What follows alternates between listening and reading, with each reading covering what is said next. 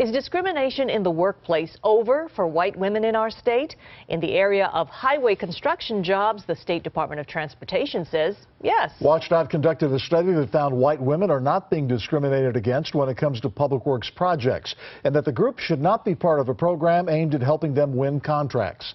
But as King 5 investigator Susanna Frame reports, women who would be affected say this would kill their businesses. This small business along Lake City Way is run not by manpower, but woman power. My father passed away in 1998, and at that time I became president of the company. Colleen Hallett and her daughter Tanya run the show at Mobile Electrical Distributors, a wholesale supply house for all things electric. What's kept the money coming into the business since the recession? Public works projects for WSDOT, like the Alaskan Way Viaduct Replacement Project. These are the projects that have kept us afloat for the last few years. Mobile Electrical has a leg up on getting this work because it's a small business owned by a woman, viewed by the federal government as a disadvantaged business enterprise, or DBE. Any project funded with federal dollars, like the Seattle Tunnel, must hire a certain percentage of DBEs, companies that historically have faced discrimination in the construction field. Do you think you'd be working on the tunnel project without your status as a DBE? Absolutely not. Absolutely not. No. We would not have been even considered. After 31 years of inclusion in the DBE program, white women are on the brink of getting shut out.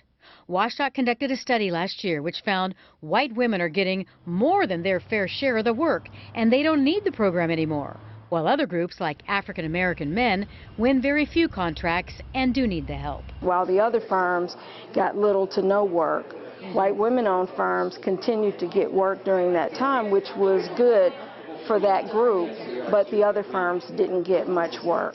It would be devastating if the DBE program for women businesses like myself would be taken away. At a public meeting this week, white women in the DBE program said they're fighting back and will sue the state if necessary. This is a war on white women, and we're not going to take it sitting down.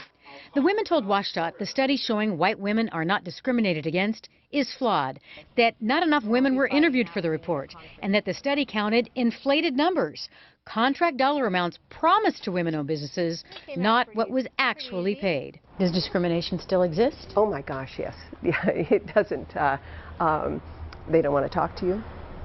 They don't want to deal with you. They're very uncomfortable dealing with you.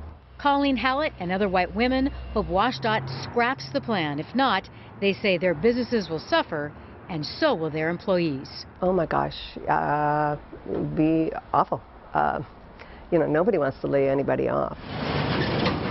Susanna Frame, King 5 News. WSDOT will continue to take public comments on the proposed change until February. After that, it will be up to the feds, who must sign off after WSDOT makes a formal request to remove businesses owned by white women from the DBE program.